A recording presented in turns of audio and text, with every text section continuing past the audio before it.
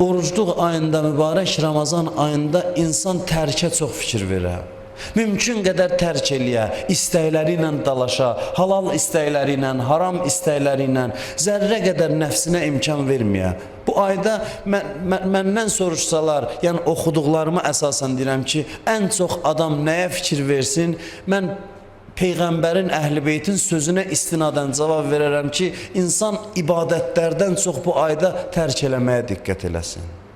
Tərk eləməyə diqqət eləsin. Başqa ayda özünə rəva bildiyi, hətta halal ləzzətlərdən bir qədər bu ayda azaltsın. Bu ayda bir qədər özünə yox deməyə öyrəşsin.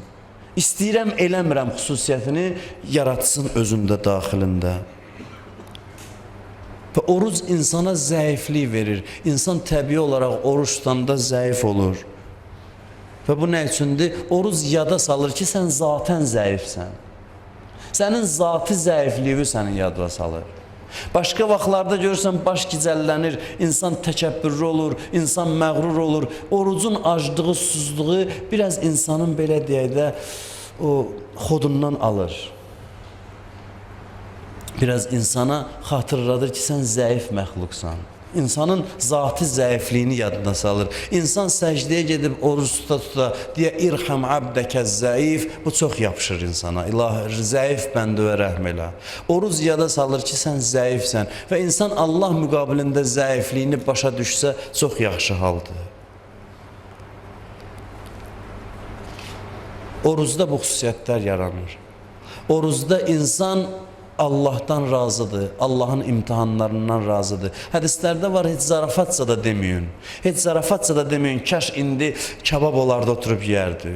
Kaş indi su gətirərdilər içərdi. Heç zarafatsa da deməyin. Çünki Ramazan ayına toxunur bu sözlər. Bu ayda çalışın başdan ayağa zarafatsa da doğru olan halda da çalışın riza çıxsın sizin bütün bədən üzvlərinizdən, dilinizdən, gözünüzdən. Tam razılıq əlaməti ilə Allaha bəndəlik eləyin.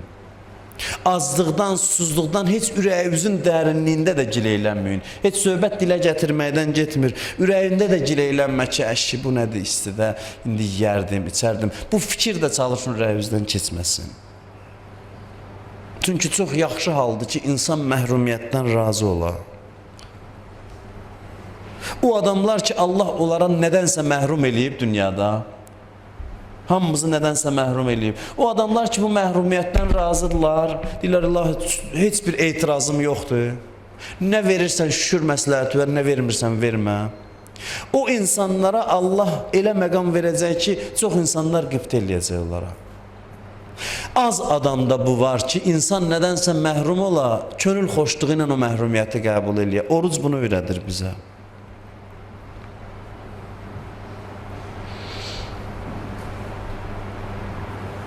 İnsan Allah'tan gələn bütün məhrumiyyətləri könül xoşluğu ilə qəbul eləyə. Həqiqətən mən o Allaham ki, məndən başqa Allah yoxdur.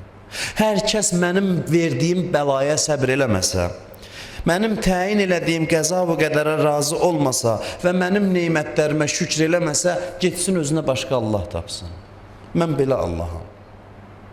Kim məndən gələn bəlalara, məndən gələn məhrumiyyətlərə, məndən gələn çətinliklərə şükr eləməsə, razı qalmasa, onda getsin deməli məndən razıdır, getsin başqa Allah tapsın özünə. Bu böyük təhqirdir bəndiyə. Bu o deməkdir ki, ya sən məni Allahlığa qəbul eləmirsən. Yəni sənin mənim Allahlığıma iradın var. Odur ki, insan pis haldır ki, insan ürəyinin dərinliyində də etiraz eləyir Allahın işlərinə. Musa aleyhissalam Allaha dedi, İlahi, mənə elə bir əməl öyrət ki, onun vasitəsilə məndən razı qalasan. Allah buyurdu ki, sən mənim təqdirimə razı ol, mən də səndən razı olum. Hədisdə var, mənim getirdiyim az ruziyə kimsə qane olarsa, mən də onun az ibadətinə qane olaram. İnsan Allahla haqq hesab asmaya, niyə belə eləyirsən, niyə belə oldu, niyə belə oldu? Bu yaxşı hal deyil insan üçün. Bu yaxşı hal deyil. İnsan könül xoşluğu ilə Allahdan qəbul eləyir və oruc bunu öyrədir insana.